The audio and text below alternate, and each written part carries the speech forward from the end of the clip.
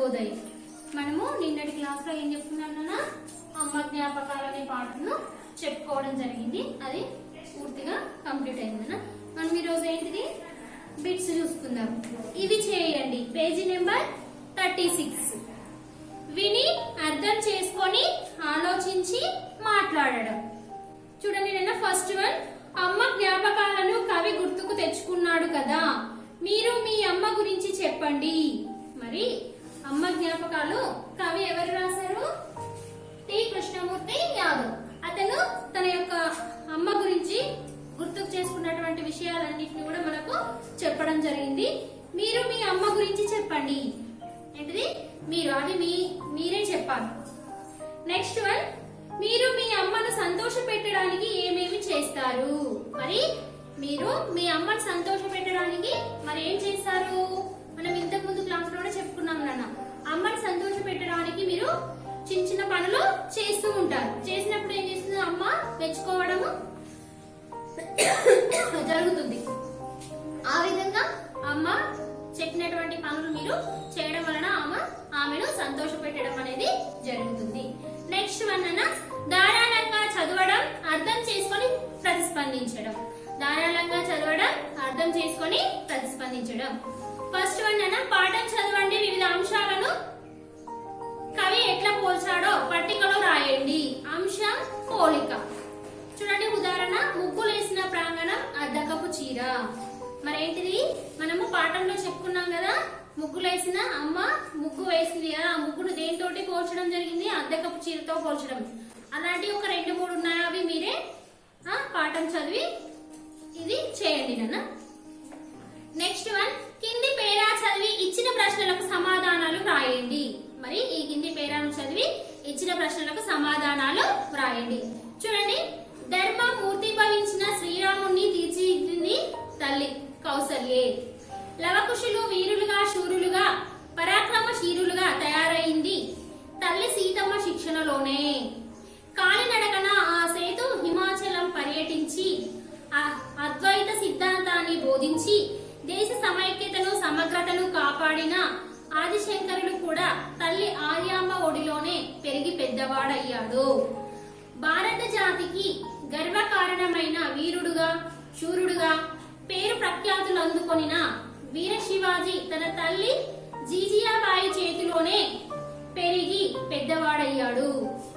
ఒక సామాన్య బాలునిలో నైతిక, ధార్మిక, ఆధ్యాత్మిక, దేశభక్తి భావాలను నాటి పెంచి పోషించి గాంధీజీని మహాత్మునిగా రూపొందించగలిగింది ఆయన మాతృమూర్తి పుతిలీబాయి. ప్రపంచ చరిత్రను సునిశ్చితంగా పరిశీలిస్తే ఒక వాస్తవం తేటతెల్లమవుతుంది. జాతి గర్వించదగిన వీరులను, శూరులను, మహనీయులను, మహాపురుషులను, ప్రవక్తలను, సంఘ సంస్కర్తలను, జ్ఞానులను, యోగులను రూపుదిద్దగలిగిన శిల్పులు మాతృమూర్తులేనని స్పష్టమవుతున్నది. మరి మనము ఈ పేర చదవడం వలన దీనికి సంబంధించిన కొన్ని ఏంటి క్వశ్చన్స్ ఉన్నాయి. మనము ఆన్సర్స్ రాయాలి. సీతమ్మ లవకుశులను ఎట్లా తీర్చిదిద్దింది? మరి సీతమ్మ లవకుశులను ఎట్లా తీర్చిదిద్దింది? వీరులుగా, శూరులుగా, పరాక్రమశీలులుగా తీర్చిదిద్దింది. ఎవరు? వీరులుగా. ఫస్ట్ వన్, వీరులుగా, శూరులుగా, పరాక్రమశీలులుగా తీర్చిదిద్దింది.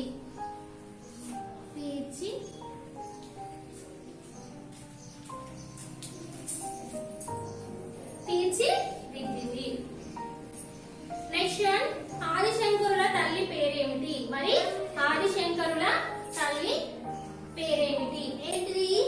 ఆర్యాంబ. ఆర్యాంబ. నెక్స్ట్ వన్, శివాజీని జీజియాబాయి ఎట్లా పెంచింది? మరి శివాజీని జీజియాబాయి ఎట్లా పెంచింది? వీరుడుగా, శూరుడుగా పెంచింది. ఏంటిది?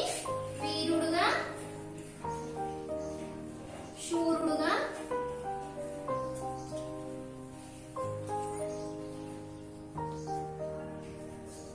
పెంచింది. వీరుడుగా శూరుడుగా పెంచింది. గాంధీని మహాత్ముడిగా తీర్చిదిద్దినది ఎవరు? మరి గాంధీజీని మహాత్ముడిగా తీర్చిదిద్దింది ఎవరు? మరి ఆయన తల్లి ఏంటిది? గాంధీని మహాత్మునిగా రూపొందించింది ఆమె మాతృమూర్తి. మాతృమూర్తి పుతలీబాయి. పుతలీబాయి. నెక్స్ట్ వన్, జాతి గర్వించదగిన మహనీయులను రూపుదిద్దిన మహాశిల్పులు ఎవరు? మరి మన జాతి గర్వించదగిన మహనీయులను రూపుదిద్దించిన మహా శిల్పులు ఎవరు? మరి ఎవరు? మాతృమూర్తులు. ఎవరు మరి? మాతృమూర్తులు.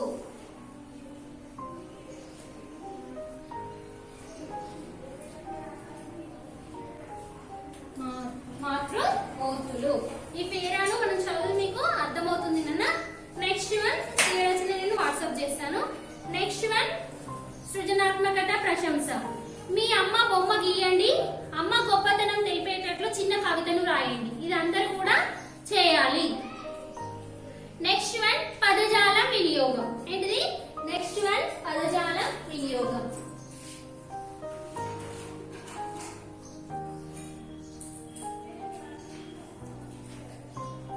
పదజాల వినియోగం. క్రింది వాక్యాల్లో గీత గీసిన పదాలకు సరైన అర్థాలు గుర్తించండి. ఇక్కడ ఫస్ట్ వన్ అన్న చూడండి.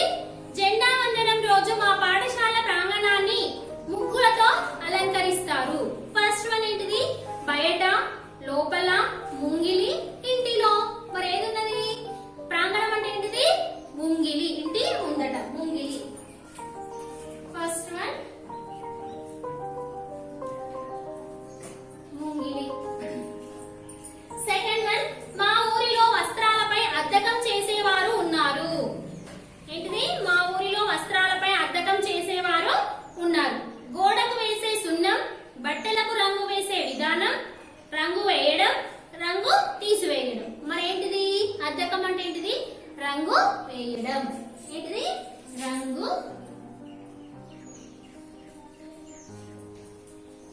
వేయడం.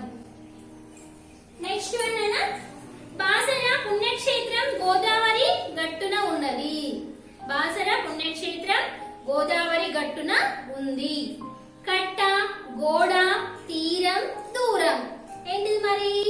గట్టున అంటే ఏంటిది? తీరం. ఏంటిది? తీరం.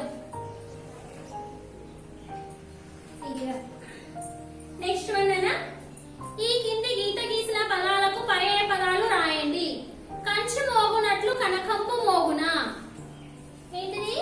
కంచు మోగునట్లు. పర్యాయ పదాలు. పర్యాయ పదాలు. ఫస్ట్ వన్ కంచు మోగునట్లు. కంచు మోగునట్లు కనకంబు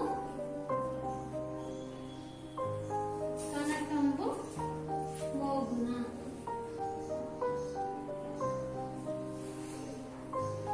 ఇక్కడ కనకంబు దాని కింద ఏముంది? గీత గీసారు. మరి కనకం అంటే ఏంటిది? కంచు, కాంస్యం. కంచు, కాంస్యం. ఏంటిది? దీనికి కంచు మరియు కనకంబు అంటే కంచు, కాంస్యం. పర్యాయ పదాలు. నెక్స్ట్ వన్ కుందేలు ఉపాయంతో అపాయాన్ని జయించింది. మరి కుందేలుకు పర్యాయ పదం కుందేలు. దీనికి పర్యాయ పదాలన ఏంటిది? శశకము, శశకము, చెవుల పిల్లి, చెవుల పిల్లి, శరభం. శరభం ఏంటిది? మరి కుందేలు.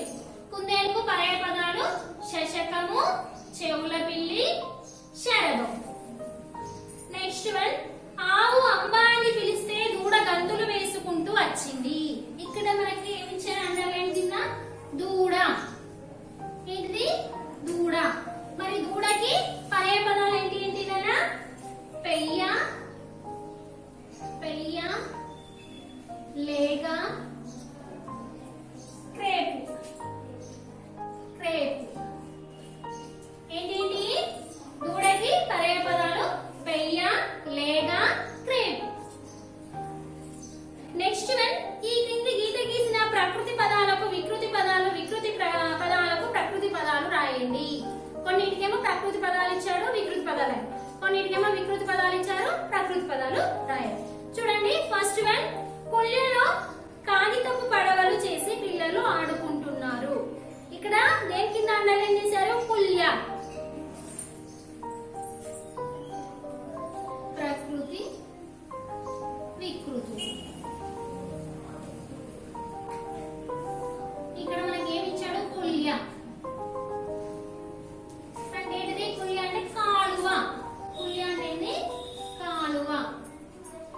నెక్స్ట్ వన్, ఆకాశంలో పక్షులు స్వేచ్ఛగా ఎగురుతున్నాయి.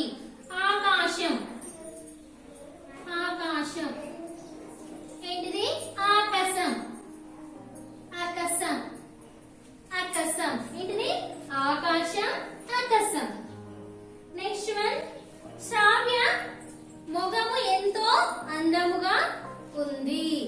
మరి మొగము,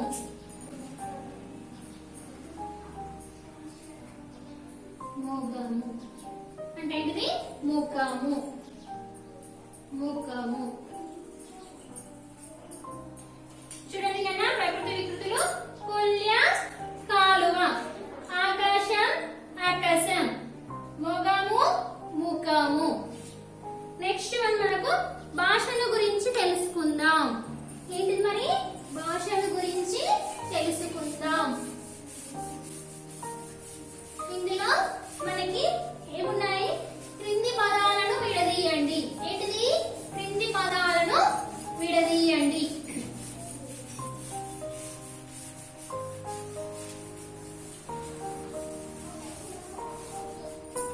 క్రింది పదాలను విడదీయండి. చూడండి, క్రింది పదాలను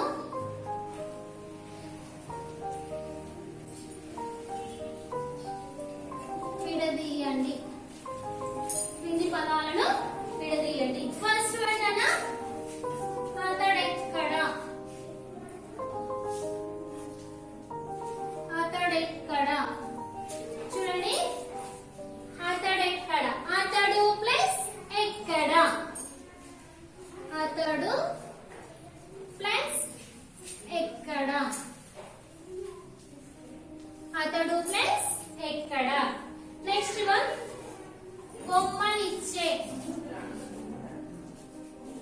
బొమ్మ నిచ్చెను,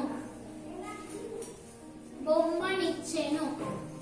బొమ్మను ప్లస్ ఇచ్చెను, బొమ్మను ప్లస్ ఇచ్చెను, బొమ్మనిచ్చెను. నెక్స్ట్ వన్, మనిషి అన్నవాడు, మనిషి అన్నవాడు, మనిషి అన్నవాడు. మనిషి ప్లస్ అన్నవాడు, మనిషి ప్లస్ అన్నవాడు. చూడండి నాన్న, అతడెక్కడ, అతడు ప్లస్ ఎక్కడ,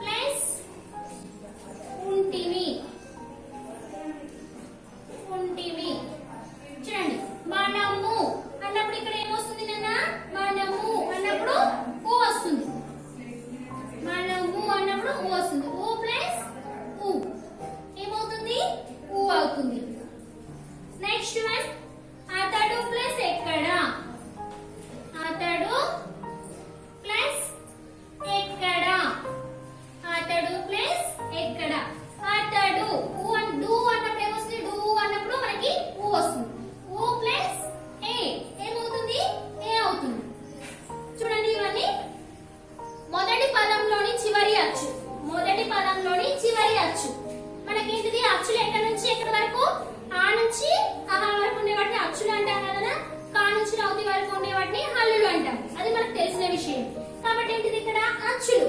మొదటి పదంలోని చివరి అచ్చు ఏంటిది ఊ. రెండవ పదంలోని మొదటి అచ్చు.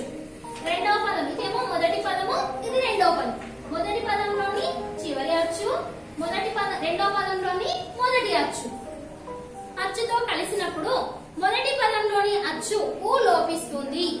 రెండవ పదంలోని మొదటి అచ్చు అట్లాగే నిలిచి ఉంటుంది. అనగా ఊకారం మీద ఏదైనా అచ్చు వచ్చి చేరితే సంధి తప్పక జరుగుతుంది. దీనినే ఉత్వ సంధి అంటాం. చూడండి ఇక్కడ ఈ మొదటి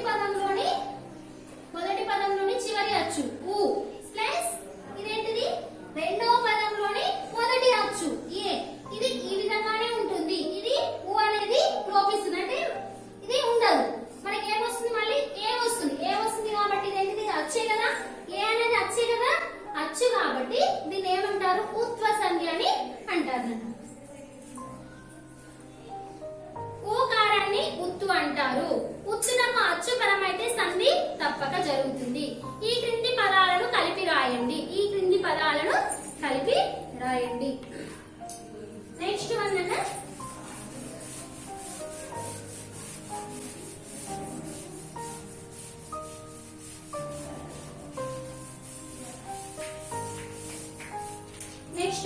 ఇక్కడ చెట్టు ప్లస్ కలిపి రాయండి.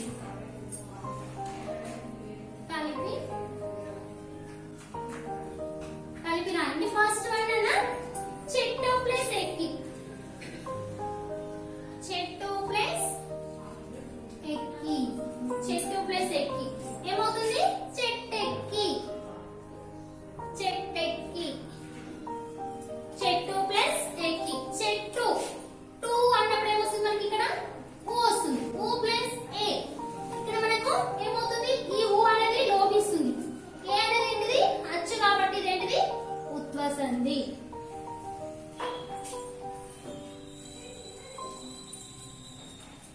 చూడండి వాడు ప్లస్ ఎక్కడ. సెకండ్ వన్ వాడు ప్లస్ ఎక్కడ.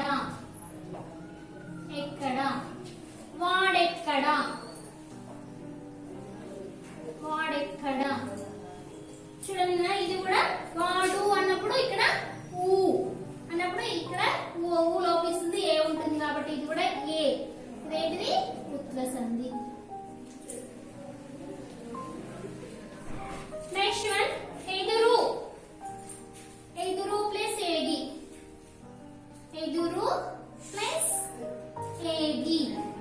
ఇక్కడ కూడా చూడండి ఎదురు ఊ అన్నప్పుడు ఏమొస్తుంది మనకి ఊ వస్తుంది. ఊ ప్లస్ ఏ. ఈ ఊ అనే అక్షరం లోపిస్తుంది, ఇక్కడ ఏ వస్తుంది. ఇది కూడా ఏంటిది ఉత్వ సంధి.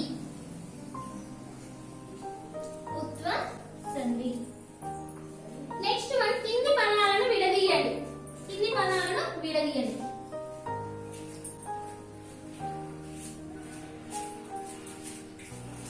ఫస్ట్ వన్ అన్న నూకలేసుకొని.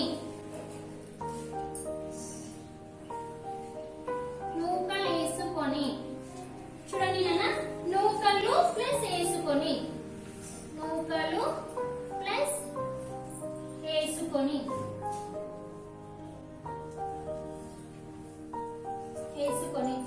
చుర్రెక్కి.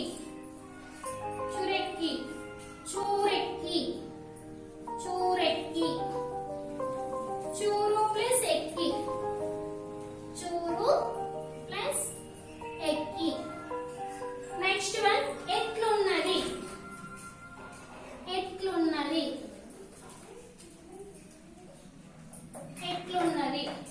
ఎట్లు ప్లస్ ఉన్నది.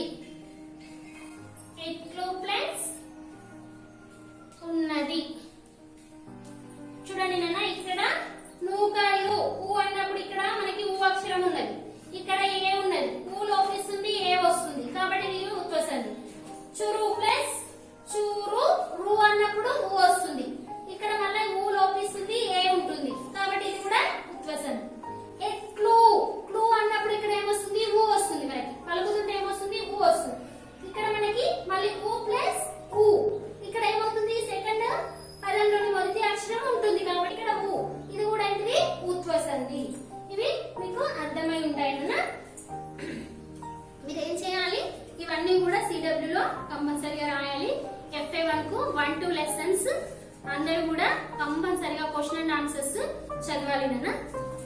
ధన్యవాదాలు.